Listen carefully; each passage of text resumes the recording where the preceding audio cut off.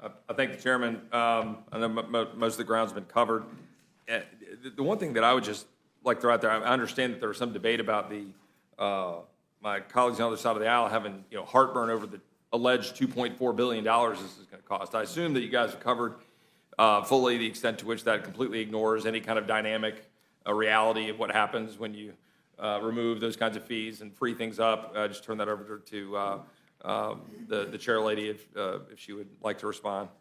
Yes, I appreciate the chance to respond to that. The Republicans are committed to ensuring that any provisions that the Congressional Budget Office may score in ways that were unexpected and maybe it didn't completely total out the way that we had expected, that we're going to make sure that those that we take action to ensure that it's absolutely paid for.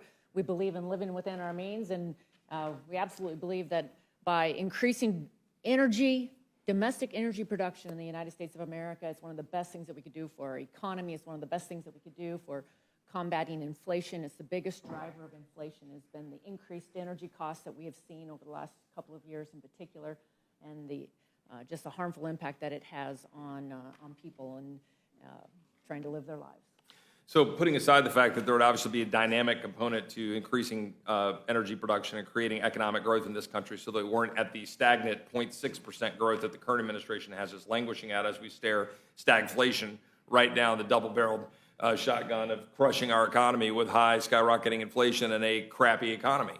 And that's where we currently sit. And that one way to free that up might be just color me crazy, open up and free up American oil and natural gas, as well as our own creativity and ability to produce innovation in nuclear power. I don't know, that great beast of non-CO2 producing energy that my colleagues on the other side of the aisle with their calamitous, the world is ending CO2 production problems can't touch nuclear power with a 10-foot pole, no sir. But, look, it sort of strikes me as interesting that if we're going to complain about the alleged $2.4 billion, which, by the way, I don't accept if you take into account the dynamic scoring, but we're totally good with the $3.9 billion for DHS climate resilience program in the president's budget. Let's just throw $3.9 billion at climate resilience when we can't even secure the border. Or $4.7 billion for the Southwest Border Contingency Fund to secure the border, which actually restricts it being able to be used to secure the border. It's just for housing and processing people. Or the $3.5 billion for a new FBI headquarters. But no, we got to get wound up about an alleged $2.4 billion that won't even really materialize. The fact is, to the extent that there's any question about the legislation before us, is that we're not doing anything significant that we need to do going forward on undermining and eliminating the subsidies that are completely destroying the market, right? We can open up all the permitting in the world. We can open up the entire federal landscape to permitting. We can get rid of all these barriers to permitting. But as my colleagues on this side of the aisle understand, if you're subsidizing other forms of power at the expense of people wanting to invest their capital for oil and gas production, what are they going to do? They're going to go seek free money. And they're going to go invest, as they are in Texas, where of the current 795 energy production projects in Texas, all but 15 are for wind and solar.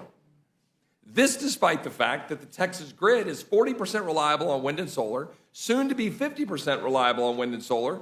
Texas is trying to figure out how to manage that and sustain a grid to actually be up, but yet they're battling the subsidies produced by Washington to pay people to produce unreliable energy. Unreliable energy that when the sun sets in July in Texas means a quarter of the grid just vanishes at night. And on a windless day, everybody's running to say, well, where the hell's the power going to come from?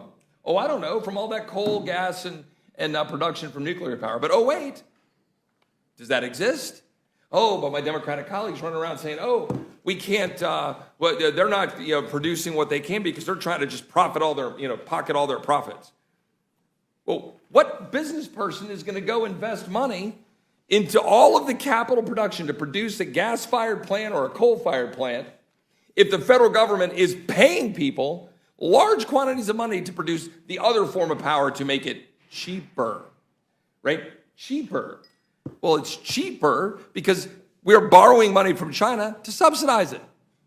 So I applaud this bill, at least stepping us in the right direction in terms of opening up permitting, trying to undo some of the damage that this administration is doing to the greatest economy in the history of the world that is now, been knocked on its heels while we're watching China produce 2 new coal-fired plants a week on top of the 1,100 coal-fired plants they currently have in operation, while we have 250 and we're producing none.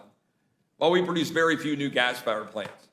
Also, we can go literally tilted windmills while we're running around trying to chase this fraudulent utopia, destroying American energy independence and our ability to beat our enemies around the world. So I appreciate that the administration, or that the leadership and these 2 committees, or 3 committees, have produced this legislation. I just hope we will go even further to undermine the just absolute devastation being levied on the American people's ability to produce wealth by the subsidies that are undermining an actual competitive landscape for energy production. I yield back.